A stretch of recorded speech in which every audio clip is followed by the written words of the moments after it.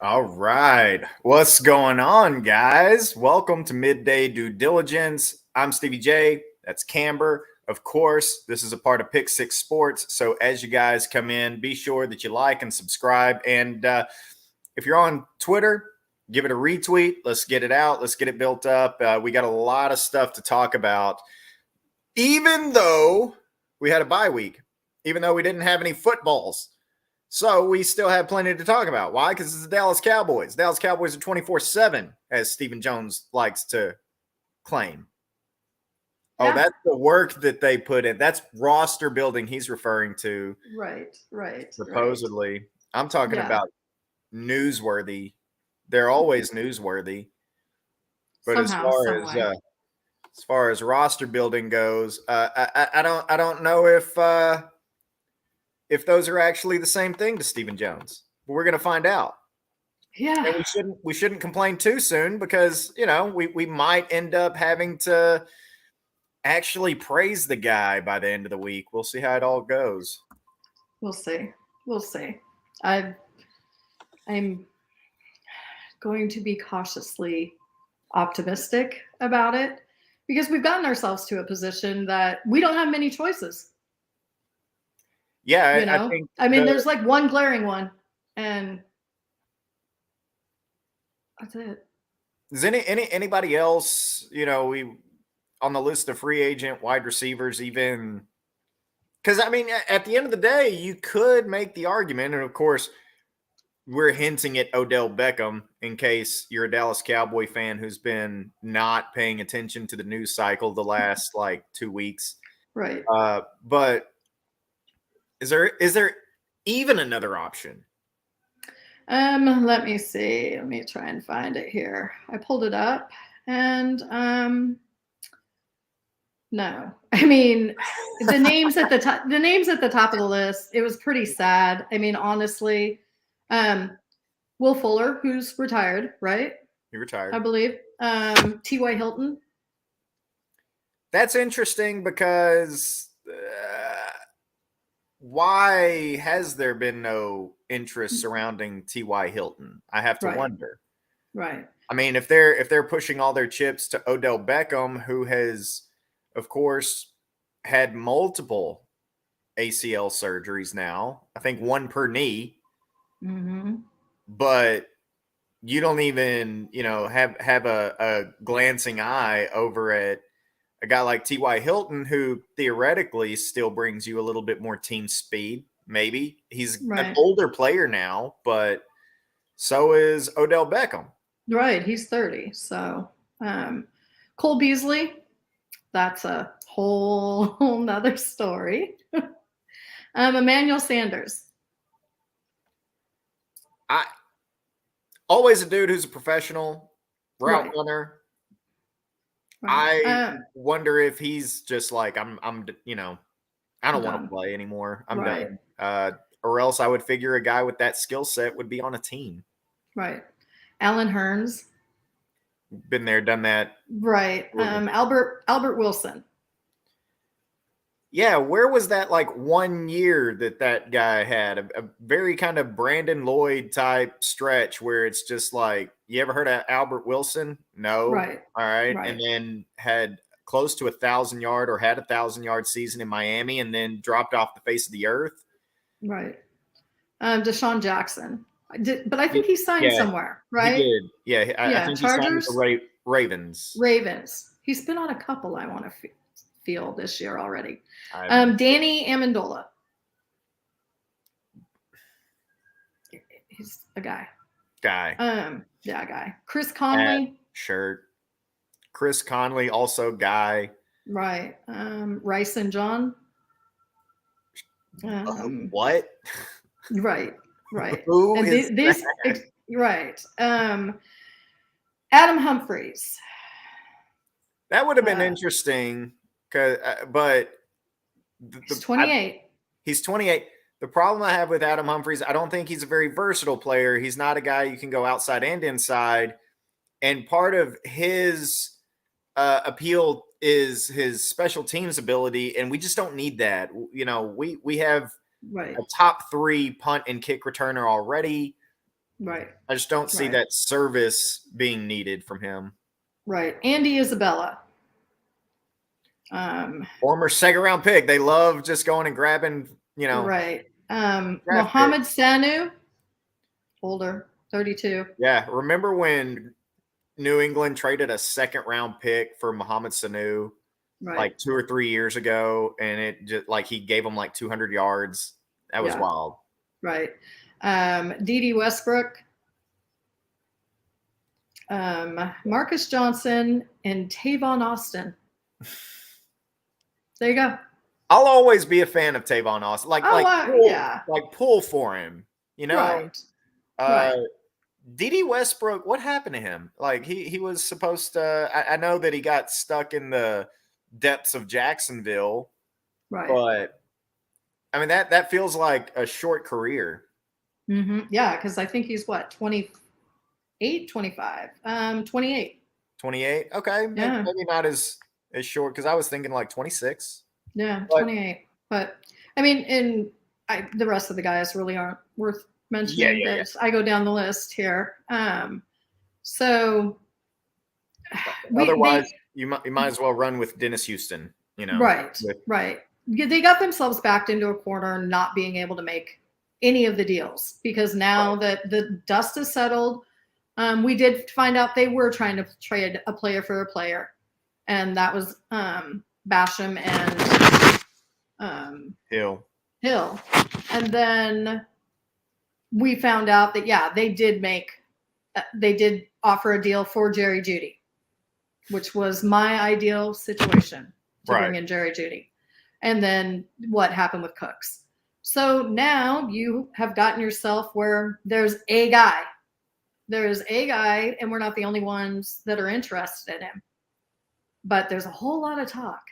Boy, has that gotten a lot of attention all over about Odell here in Dallas.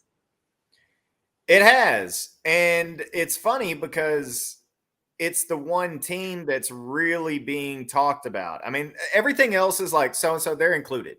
The 49ers may be jumping in. The Green Bay Packers may be interested. The Bills may be interested. But everything is like suggesting that Dallas is the front runner for his services, which he's already kind of also said himself some things that kind of make you feel like, okay, if I read between the lines, I'm tired of moving. I'm ready to settle into a home that type of thing. Well, he's already in Dallas, just living, and does that say I'm here? I'd like to stay here instead of move. I also wonder what the appeal to Green Bay would be at all at this point. No, I don't know. It's cold there already. It's really cold there. Yeah. And Aaron Rodgers, his performance this last weekend, 3 interceptions thrown in the red zone. And they suffered some massive injuries in that game too. And we'll get into that in a little bit. But I can't see where, and I would think that Odell's going to want to go to a contender, and there is absolutely no way right now, even though it is Aaron Rodgers, I can say they're a contender at this point. Right. And I've seen some people as we get ready to head into the Green Bay game, and understandably so. I mean, these are folks who pay attention to history, and that is a good thing. Good job. Well done. Who are still concerned about this game, maybe calling it a trap game, just fearing Aaron Rodgers at Lambeau is the overall, here's our concern. We know they're not a very good team. They just lost Gary, one of their best defenders.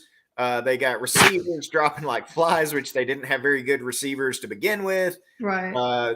Aaron Jones is banged up. Though I think they underutilize A.J. Dillon personally. So that actually may be – you don't want to lose Aaron Jones. He's too versatile of a weapon, but more opportunities for A.J. Dillon might be a decent thing. Put this Dallas Cowboys run defense to the test. It sounds like they lost Eric Stokes, which was one of our favorite, some of our favorites in that draft. Absolutely. That was a huge hit. Yeah, one of those Georgia Yep. corners that came out. Everybody was Right. really excited. Right. Devondre Campbell's little banged up. So it'll be. I'm not. This was a game I had circled on my calendar, and now you can lightly see the circle because I've erased it on the calendar. Yeah. So yeah, this was one of my games that I was like, this is one we can drop. This is one we definitely can drop, and I'm not feeling it anymore at all. And you know what's interesting about the league as a whole, but mainly you'll see the NFC is when you look at the first half, and this is the now because it's not an even number anymore, the first game of the second half of the regular season. If you looked at that schedule initially and you were like Tampa Bay, the Rams, the Bengals, also, of course, the Packers, and like you would be like, that is a loaded front half of the schedule that's going to be really tough. And then you look back at it, and the Bengals are the only ones who have really shown any kind of life that they may be able to make some sort of second half run, that type of stuff. The rest of these teams are stunningly subpar for who's running those programs, for who's coaching, who's the quarterback, the kind of talent they've got. Two of them were in the Super Bowl last year. One of them won it. The Packers have the same kind of feel as, I would say, the Rams and the Bucks right now, where you're like, you're not the same kind of team. Right. And you're not being run by the same kind of quarterback, if we're being quite honest. Because even though they lack talent, even though they're banged up, you can go look at some of those mistakes that Aaron Rodgers made, and it's just that. It's mistakes that Aaron Rodgers made. Right. A guy running completely free across the middle of the field. I mean, we all saw that clip, and it's just baffling to see from Aaron Rodgers. And, we got some people in the chat saying he doesn't scare me anymore. I think it's more about like, he doesn't scare me, but as a football player, and regardless of the outside stuff, but as a football player, I still respect what he's done what he's capable of doing. And you got to hope that it's not some sort of Dallas versus Green Bay bad juju that somehow has some psychological influence over the game. Right. But at least we talk about how banged up the Packers are. On the other side of that, I'm feeling really good. I'm feeling really, really good about where we're at. I haven't heard much of an update on Zeke. My understanding is that he's doing rehab today. He will practice tomorrow. So, but I mean, I think that was the best call to leave him out of the game two weekends ago, and give him this rest, and he can be fresh going forward. Yeah, I totally agree with that.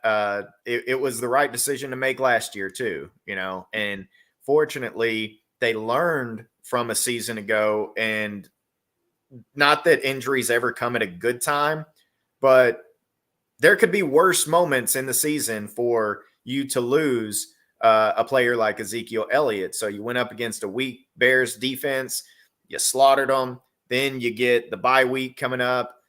And not only that, but Terrell Basham's a little closer to being back. You got Damone Clark getting more acclimated. You got Jonathan Hankins getting more acclimated. James Washington, I don't even think about James Washington, to be honest. Apparently he can come off of IR as soon as 21-day window. Yeah, tomorrow or something like that. He's not. I'm not putting anything into that, and we'll see. See, to me, he is the safety plan for your wide receiver depth. Obviously, they're interested in putting their chips towards the middle, or at least, the appropriate amount to try to win this Odell Beckham thing. But I think, unfortunately, their mentality might be, if we lose out on this, we still have James Washington coming back here in another 3 to 4 weeks or so. Towards the end of the month, I think is kind of where they're at there. But I like that at least they're attempting to go after Odell Beckham and show that, hey, we see the piece that we're really missing. And if they're able to get that done, we'll still have to be patient. It'll still be December before we see, and he'll get a month of regular season football. And then, hopefully he can be an impact in the playoffs. But that's the ideal with a guy like Odell Beckham. Otherwise, going into this Packers game, they're a really healthy group. I mean, they are. Right. Our biggest questions right now is Noah Brown, Anthony Barr, and Donovan Wilson. And I would say that Donovan Wilson is probably the guy that you would miss the most, that you're really hoping can play. Big shout out to Noah Brown. Of course, we can't reiterate enough, that we appreciate the service while Michael Gallup was getting, back to snuff. And I think Michael Gallup had a nice game against the Bears. And then you get the bye week. I think as we talked about Zeke getting the bye week, you talk about some of these other guys getting healthy. It's big for Michael Gallup as well. Right. You get a handful of games under your belt, and then you get a little time to rest that injury, that knee that you're trying to get the wheels back under you, the trust back under you as well. So, man, it's hard for me to really, really piece together how Green Bay could win this game over the Dallas Cowboys that isn't just throwing your hands up and saying, well, Aaron Rodgers. The weather. I mean, Mother Nature comes to play into it, I guess. And I mean, I'm going to knock on some wood that we don't end up with a snow bowl or something of that nature. Sure. Other than that, I've looked through the roster and I watched a lot of that game that they played this weekend. And that is not a team that's together. It's sloppy. There are bad mistakes being made all over the place. I don't see it. I don't either. And I also got to wonder, even with weather as a factor, would that benefit? And it depends on what kind of weather. If you're talking about just cold, okay, that could benefit Green Bay. But if you're talking about like nasty, it gets ugly, I will be more than happy to lean on the run game. Right. In an ugly weather. Also, remember that Dallas is running a lot more 3 tight end sets, 13-03 personnel type stuff. Give me those guys in a bad weather game in any kind of matchup against anyone, really. I mean, right. I don't really, that's the scenario where I'm like, I really think Dallas has an advantage there. I know they play their home games in a very controlled environment, but I really like how this team is built to play in some potentially bad weather games. Yeah. Like I said, I have gone through, I mean, they've got a couple guys here and there. You've always got to, Jair Alexander, you got to watch out for, Jerron Reed. But just going through this, I'm, like you mentioned, A.J. Dillon, definitely, they've underutilized him, and I think he's a lot better than what he's been able to show. But I'm that's all I got. That's all I got. Unless AJ, I'm with you. Unless AJ Dillon just absolutely tears you apart, unless Aaron Jones does play and he absolutely just tears you apart. But that's why we brought in Hankins. That is why we brought in. So I'm totally with you. I'm just, and as far as his time and production on the field in his first action, he was great. He really, really did what he was brought in to do on a limited snap count for sure. But again, we talk about some of these newer guys, and this is the funny thing about us being upset about not getting a trade done is you did get a trade done for Hankins, but you also have Damone Clark getting more involved. to me, that tandem right there, I can kind of say I can be a little bit satisfied with the job they did, while very, very, very much wishing that they had added some wide receiver depth. And who knows, maybe, perhaps a guy like T.Y. Hilton's name does emerge. I don't know.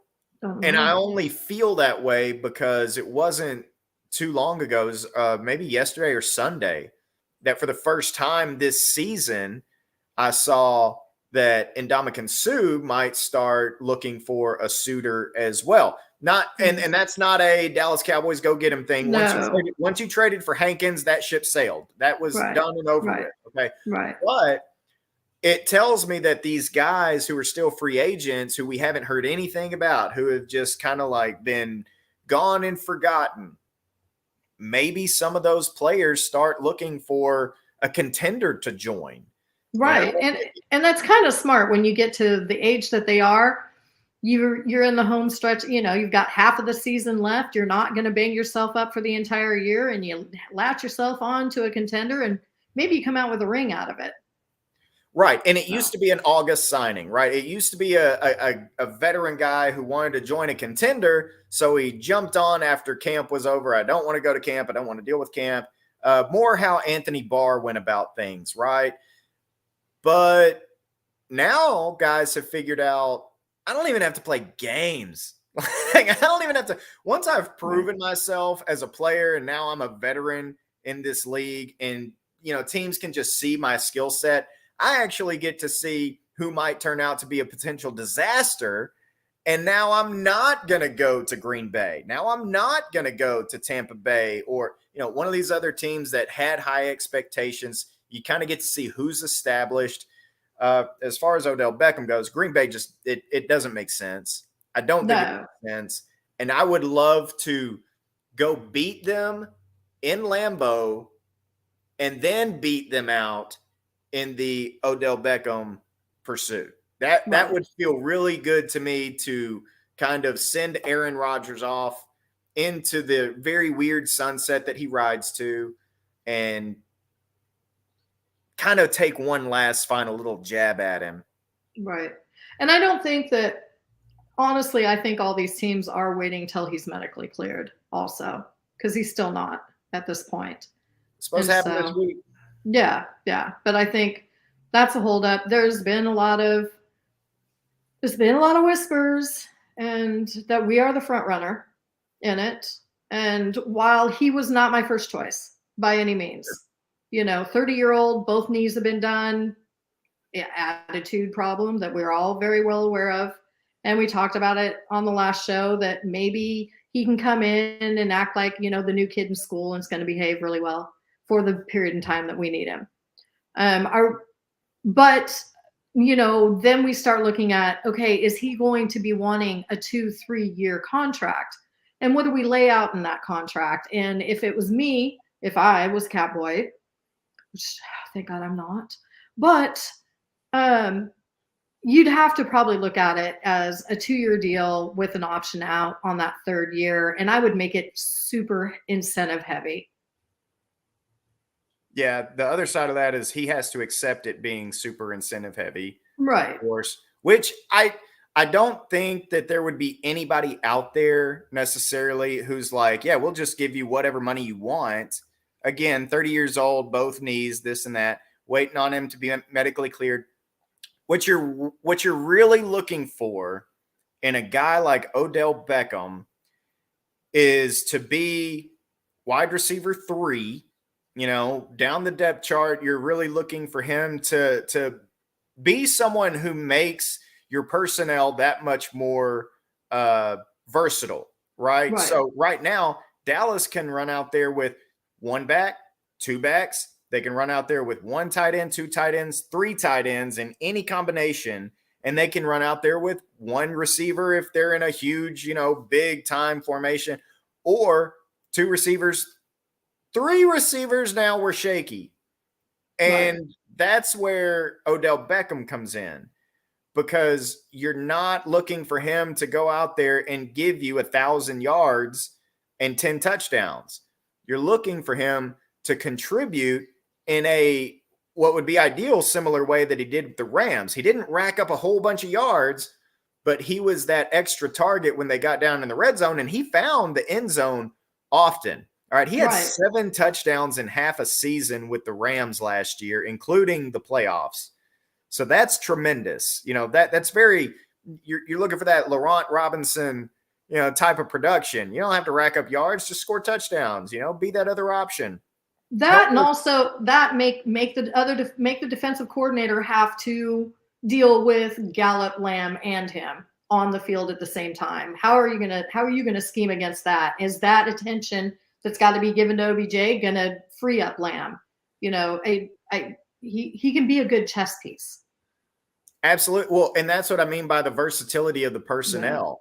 Yeah. Because if you go up against a team who has a really, really good middle third of their defense. I mean, they've got a run plugger. They've got good linebackers. They've got hard-hitting safeties. Just up the gut, they are solid, and they take away your run game. All right, well, then maybe you can test the mismatches with the 3 tight ends. See how that works. Okay, they do have good linebackers. They do have good safeties. They cover well. Okay, well, now we can go out to our wide receivers and go 3 wide and not lose any type of production. You can play more against the opponent's weakness without giving up your strength. So adding that kind of depth, this is something that Nix and I talk about all the time is you're not just adding a body, you're not just adding a name, you're adding adequate NFL depth. And that's why you go get a guy like Hankins. That's why it's exciting for Damone Clark to come back. What happened? Immediately as he comes back, you lose that middle linebacker in Anthony Barr, or, he plays several positions, but you suddenly don't lose anything because you had a guy there to plug in. And that's what wins playoff games. That's what wins championships is depth, the fewest holes, and a little bit of luck with health. The luckiest teams with health tend to go the furthest in the playoffs. Oh, yeah, absolutely. All right, Camber, you want to take a look at the second half schedule? Let's do this. Let's do it. Okay, so obviously the first order of business is going to be Sunday, 3:25 on the road in Green Bay against the Packers. Camber, how do you got this game going? Oh, we're definitely winning. What is going on? Oh, goodness sakes. We have some friends. I definitely have us winning. Nice. And you want a score prediction? Yeah. We don't have to do a score prediction for every game, just win-loss, but for the upcoming game. For this one? Oh, gosh. Knowing what they have for receivers, what they have going on. I didn't call a 40 burger last week, and I should have, or 2 weeks ago, and I should have. Do I dare? It's a healthy Cowboys team against a not very healthy Packers team. I'm going. Jeez Louise. Mike McCarthy returns home. I'm going 41. 41-13.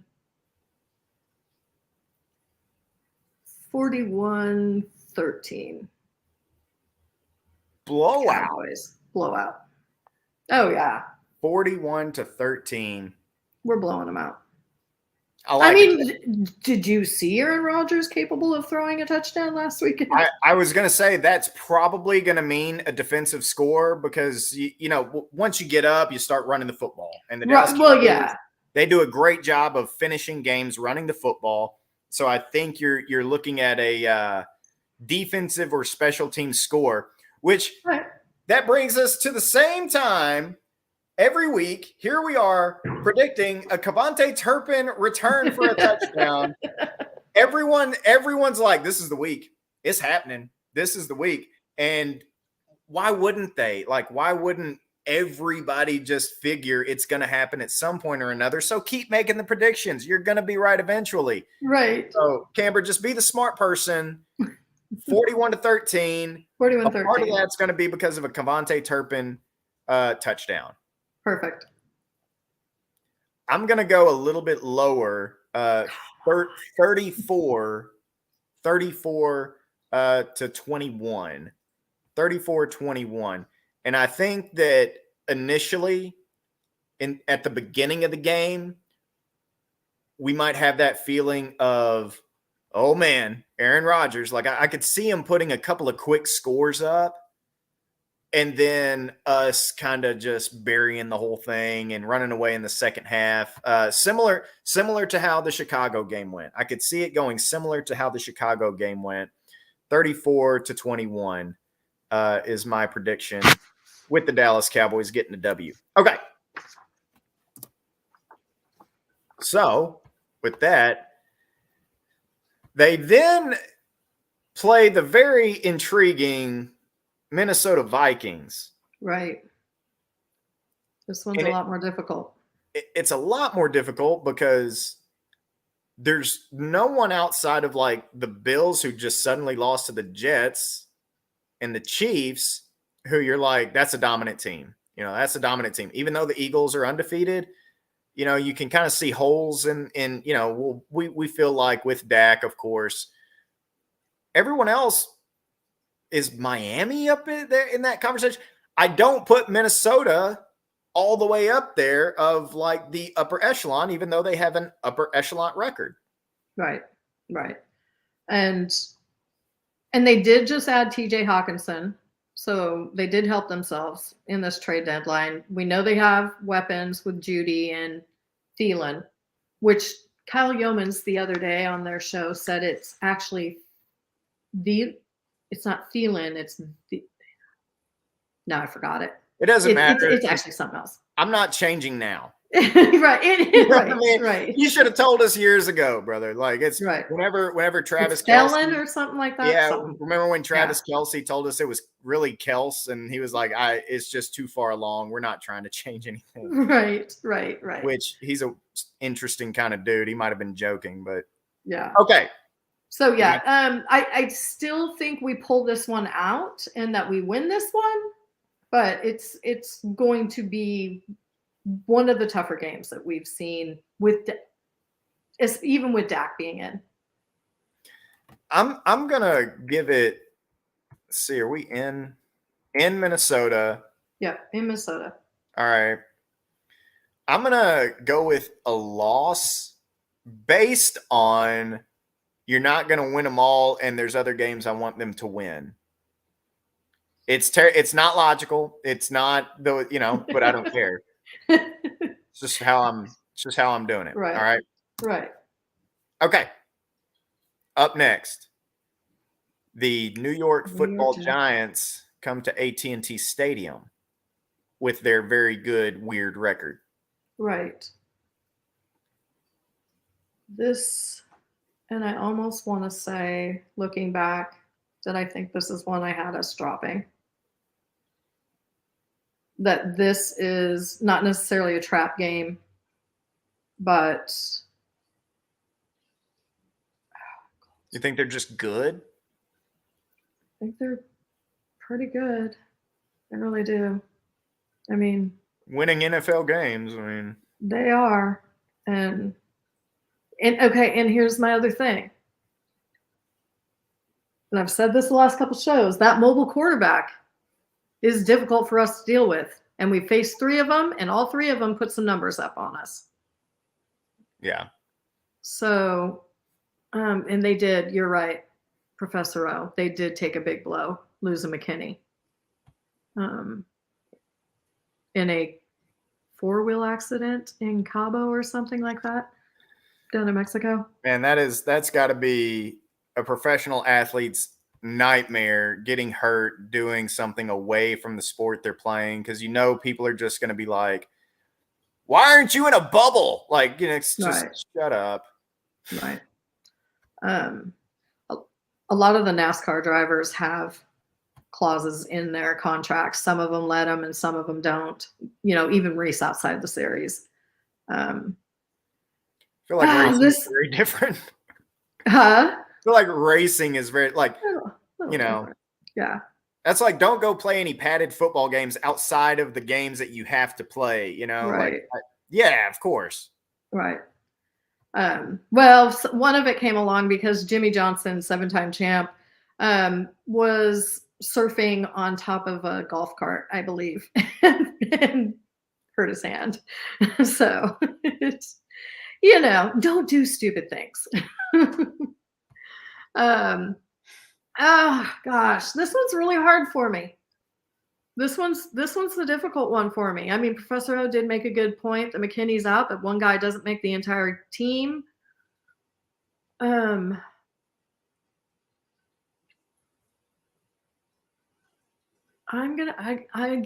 will win this one, but this one's gonna be close also. See, again, the reason I chose for them to lose the Vikings game is because I'm not giving them a loss in the NFC East. Oh, okay. At all. I mean, this team, especially if they're able to add a guy like Odell Beckham, I think it's going to come down to whoever's healthiest between the Cowboys and the Eagles. They're both incredibly healthy right now. That's why they're both winning a bunch of ball games, and that's what it's going to come down to. I mean, at the end of the season, Christmas Eve, we're a month and a half plus away. But right now, you see the Giants, who did drop a football game and maybe come back down to earth a little bit. I got the Dallas Cowboys winning that one and starting the second half 2-1, which I'm very, very happy about. Very pleased. I've got them at 3-0 though. So you do. I do. You do. I and I would imagine you're about to have them at 4. Oh yeah. And we could probably go to 5-0. Yeah, you know, I would love if they played this one on a Saturday against the Colts. Right. All right. Against the Colts. With their interim coach Saturday. Jeff Saturday, yeah. You know. And yeah. I just happened to stumble across the old Peyton Manning. Was it on a Manning cast or whatever, where he was like, Saturday used to love whenever I would audible and have to whip him a couple of times and like making this spanking motion. He was like, Saturday used to love whenever I'd spank him. And I'm like, yeah, y'all are taking an L for sure. Right. Y'all are definitely losing this and game. You've got to wonder if the Colts called Peyton Manning and asked him if he wanted it. And he probably was like, no, give it to Saturday. Oh, man, look. Peyton Manning, with all of his charm and charisma, he's got a career just talking and being a awesome dude, just being the NFL quarterback guy, you know? Right. So I wouldn't take a coaching job in a million years if I'm someone like, you know, Peyton Manning or Tony Romo. I mean, all these guys who you're like, you know, go coach. And it's like, I am extremely comfortable. Yeah. Like, y'all got to understand how warm this seat is, and it doesn't ever get too hot, if you know what I'm talking about. So. They work like 2 days a week. And yeah. It's just like studying stats. Like, oh no, you know? Yeah. So I got them winning this one, obviously, as well. And then you got the Houston Texans. That's a dub. That should be a dub. I don't know why I have a nightmare of Brandon Cooks going for like 800 yards, but it won't happen. It won't happen. It will not happen. But of course, everything that happens in my nightmares never happens either. So that's why it's a nightmare. Right. So we're okay. Right. All right. Then, if you talk about a trap game, this one to me has the vibe of a trap game. Against Jacksonville. I'm going to be at that game in Jacksonville. Oh, nice. I'm going out to it. So why are you going to be in Florida? We once a season pick a game somewhere to go see a stadium and check it off our list. And we had talked about going to see the Titans, and the Titans fell in between Christmas and New Year's, and prices there, in Nashville during that time were stupid. And so yeah, we picked Jacksonville. Florida Florida during December, we're probably going to have fairly decent weather, and check another stadium off the list. Do you have a lot of stadiums checked off? I do. I would imagine you do if you're choosing Jacksonville. Yes. Like, it's got to be down the list. Yeah. I mean, yeah, Titan. I mean, I've seen Titan. I mean, I've been there in Nashville near the stadium. I've never been to a game in the stadium. But after looking at the list, and then, last year I checked off I was at the game with the Vikings, and then also went to the game against the Chiefs up there. And just kind of looking through between my schedule and the Cowboys schedule, that was the one that just kind of made sense. I mean, I'm going to avoid Philly. That's a given. But I've been to a game at the Giants. MetLife? Yeah, I've been to MetLife. I have zero desire to go to the Commanders, to FedEx. To the big commode. Yeah. And, maybe once they build something new, I might consider it. But no, Jacksonville, Florida in December sounded like a good deal. Yeah, that's not a bad deal. Have you been to Philly? I mean, I've been to Philly. And driven by their stadium. I have never been to a game at it.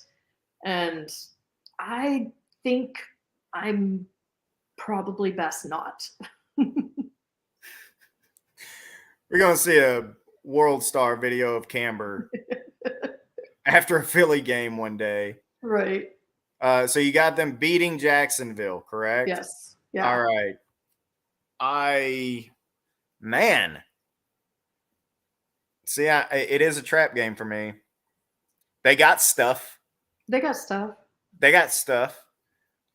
doesn't work always, but they got stuff. Not always, but it's again, if I'm going like throwing logic out the window and just kind of finagling it and molding it into just how I like it to go, for me, AFC opponent, this is a game I'm cool with losing. Like, I'm okay with dropping this game because it doesn't really hurt you a whole lot. And I also think that you're going to have some division rivals dropping games as well in the second half of the season. But that's not what's going to happen. They're going to win. Yeah. Yeah. So the old misdirect. And then you get Philly at home. Lights out. It's done. They're going to see the team that they just got to see with Cooper Rush, but with Dak Prescott. We're winning this game. Yeah, and you barely beat Cooper Rush. Right. 9 points.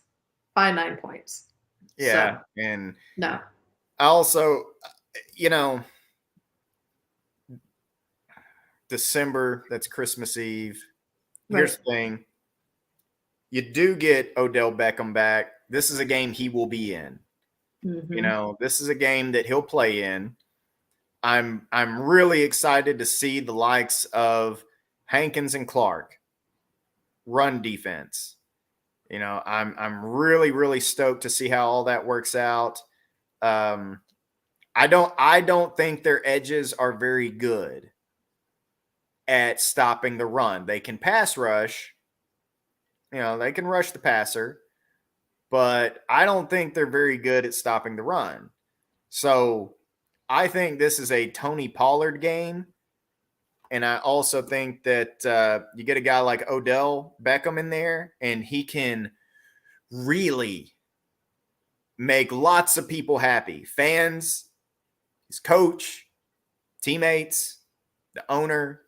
They can make everyone very thrilled by having a breakout game with the Dallas Cowboys against the Philadelphia Eagles. It's a W. Nice. It's a W. However, Odell, you do have to sign here first for that to happen. Yes. Can we put a little? Throw that in there. Yeah. All right. The Tennessee Titans. Okay. This is the L. This is that. I mean, and you talking about we're going to lose a game, let's lose a game to a team in the AFC that, isn't going to hurt us that bad. After, seeing them toe to toe with the Chiefs, and they're not one that we can, and with Tannehill in there, this is the one that I see that we could drop. I can understand it. I got an L there too. Derrick Henry, stopping Derrick Henry. Ouch! Yeah, ouch! It's kind of funny to me. People think of Derrick Henry as simply like an A gap, B gap kind of guy, and I'll never understand it. Like I even during draft season when he was drafted, right? It was like, you're too big to be good. And it's like, well, if you watch him, that's not true. And Professor O just brought up this was going to be my next point. It's a Thursday night. So it's a short week for us on that one. Oh, yeah. Which we're not as worried about. I mean, I guess we should be a little bit worried about. That's a short week, the New York week also. But I hate it. And for everybody, not just the Dallas Cowboys. Right. It's a pro player stance that you shouldn't play games that close together. I'd be interested to see if there's a statistic out there that shows that more injuries happen on Thursday night than the other days. I mean, perhaps I don't know if it is, but it'd be interesting if that is a thing. Well, for me, it's more about like wear and tear, because I would go beyond getting injured in that game and go to the following week of practice, because you might get in a car wreck and then once you get out of the hospital, break an ankle that was already messed up, but you didn't break it until you were out of the hospital. That's the sort of thing that concerns me, is just the beating that comes with the games themselves. Practices are so controlled, but the beating, right, man, I hate it. But I also have an L here. But as we finish up the schedule, and it's going to be, I assume, a mutual W to against the Commanders. Okay. Gosh, I guess I only see us losing one. And that's where I was going, is even the one that they lose, and I got them losing 2. I'm not saying this team's going to go 15-2. Right now, this is 13-4. That's fantastic. That is a great season. Right. But the games that we have them losing, you can see them winning. There's no team that's remaining on the schedule. There's no team in the NFC that I look at and go, see, I think they beat us every time. I think they beat us 9 times out of 10. At worst, you're looking at teams like Philly. You're looking at probably San Francisco, because not that they're great, but they're not a great matchup for Dallas. What about the Seahawks? They've been sneaky this year. Damn, they've been sneaky. Dude, they are. They're like the cardiac kids right now. But see, they're riding a lot of emotion because of Geno Smith. Right. They just got rid of the robotic, like the weirdest guy on the planet Earth. Let's ride. Let's ride. Seahawks fans, let's fly. He was let's cook there. Regardless, I bet that they're just feeling a new energy with their quarterback and are riding that a little bit. They did hit on some draft picks. They got Charles Cross. Great pick. Yeah. They've built that secondary up because it was atrocious, and to the point that they're letting players go. So, Tariq Woolen, fantastic, great player. Right. So, they're just sneaky. But I don't think that I think Dallas matches up with them. I think they yeah. match up decent. San Francisco's the only team where I'm like, that's not a great matchup. Everyone else, I think that you either have, hey, probably 5 times out of 10. Half the time y'all win, half the time we win. That's kind of how I feel about the Eagles right now. They got a really good roster and they're healthy. Right. But the Seahawks, Dallas wins that 6, 7 times out of 10. San Francisco worries me because of the matchup. Yeah. That's it in the NFC. That's it. I don't, the Giants don't bother me. The Vikings, we'll see. We'll see about the Vikings. Right. They actually, Justin Jefferson, Dalvin Cook, TJ Hawkinson, Adam the Land, whatever. Possibly, I think that's we did get a shirtless Kirk Cousins dancing on the plane this week.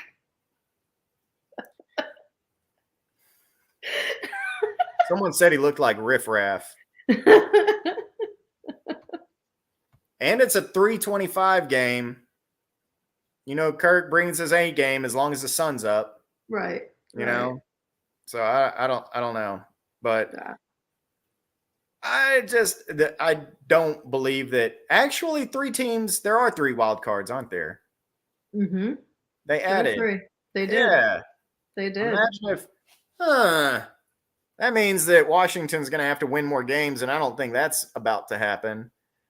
Yeah. They got on a nice little run, and that run ended.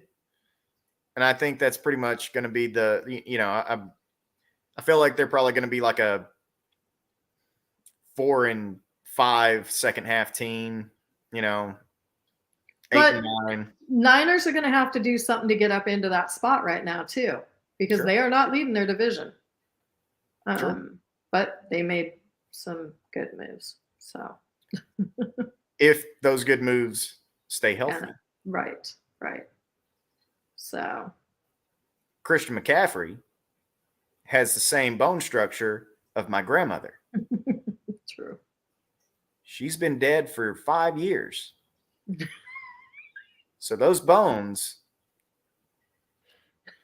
not holding up. Oh, bad.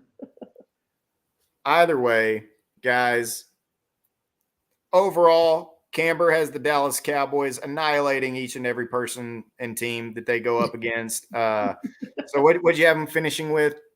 14-3? 14-3. That Vikings game, I'm wavering back and forth on. But, yeah, 14-3. 14-3. Okay.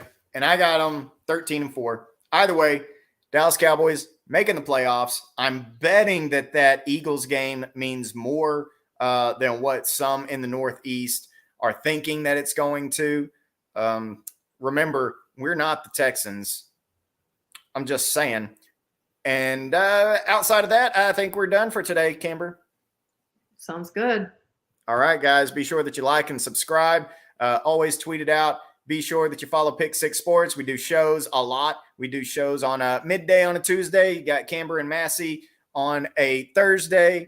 And this week we will actually be on Friday. I'm shooting the national convention for Hennessy and Dom Perignon here in Dallas. And so I will be busy all day long on Thursday. So, that means got to make the donuts. 2 Pick 6 Sports shows on Friday. Yeah, we'll have Freestyle Friday that evening, but during the day, Mass and I will be on at 1:45 on Friday.